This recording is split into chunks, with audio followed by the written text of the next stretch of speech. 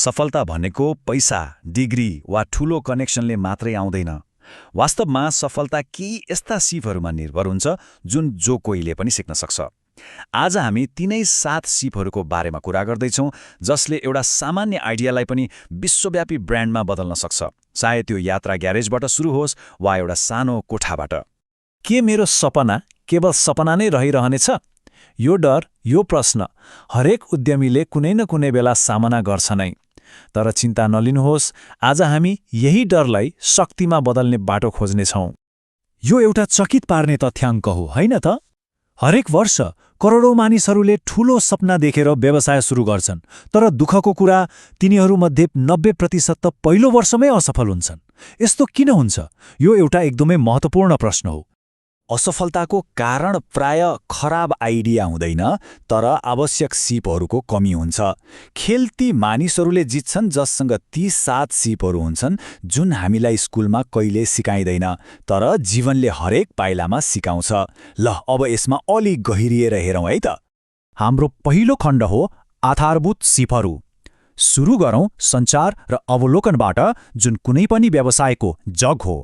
एकछिन सोच्नुहोस् त, संसारको सबैभन्दा राम्रो उत्पादन हातमा हुन सक्छ, तर यदि त्यसको मूल्य ग्राहक, लगानीकर्ता वा आफ्नै टोलीलाई स्पष्ट रूपमा बुझाउन सकिएन भने त्यो आइडिया केवल कागजमा मात्रै राम्रो देखिन्छ, वास्तविकतामा होइन।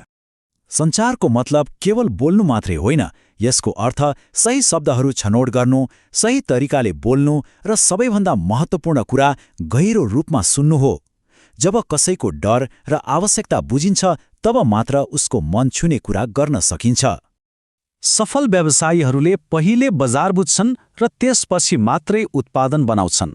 उनीहरूले त्यो खाली ठाउँ खोज्छन् जहाँ मानिसहरूलाई साँच्चै कुनै समाधान चाहिएको छ।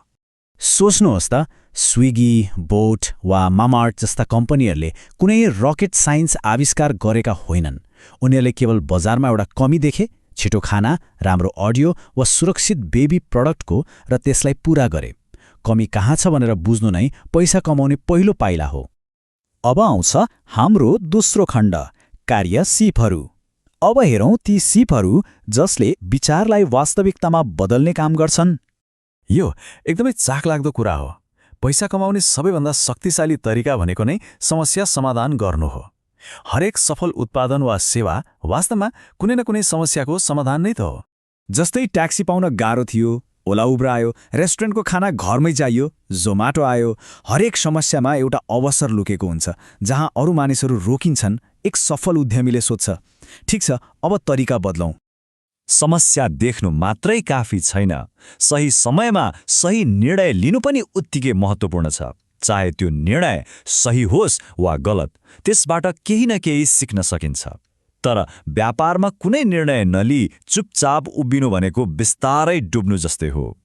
बजारको भिडसँग लडेर जित्नु धेरै गाह्रो छ, तर एउटा नयाँ बजार बनाएर जित्नु त्योभन्दा सजिलो छ। र यही काम रचनात्मकताले गर्छ। अमुल, एप्पल र टेस्ला जस्ता ब्रान्डहरूले केवल प्रतिस्पर्धा गरेनन्, उनीहरूले त खेल नै परिवर्तन गरिदिए।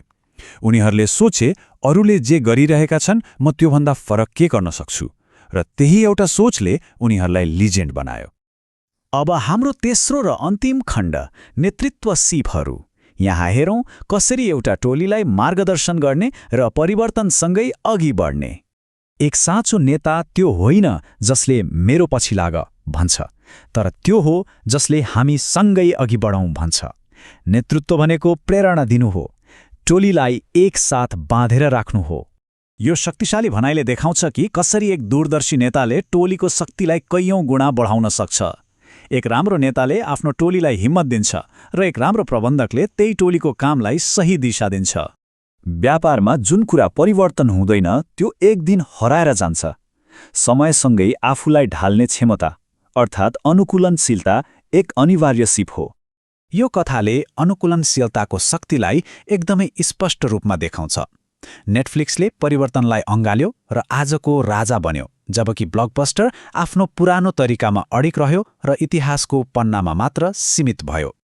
अन्त्यमा यो कुरा याद राख्नुपर्छ, व्यापार पैसाले होइन, सम्बन्धले चल्छ।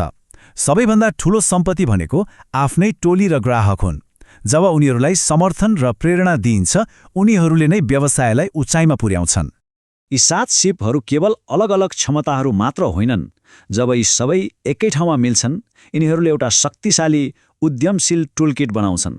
हो, यिनै हुन् ती 7 सिपहरू जसले कुनै पनि सामान्य व्यक्तिलाई असाधारण बनाउन सक्छन्।